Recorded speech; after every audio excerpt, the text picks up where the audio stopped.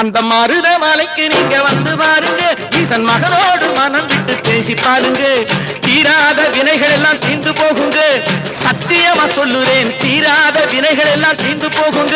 அது தீராவிட்டால் வந்து என்னை கேளுங்க, அது தீராவிட்டால் வந்து என்னை கேளுங்க.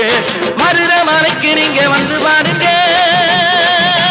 மருதமலை முருகனுக்கு, மருதமலை ஆண்டவனுக்கு, மருதாச்சலமூர்த்திக்கு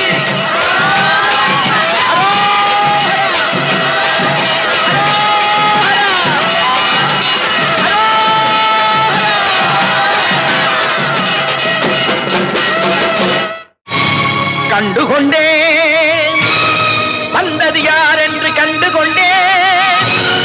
வண்ணமயில் வடிவில் இங்கே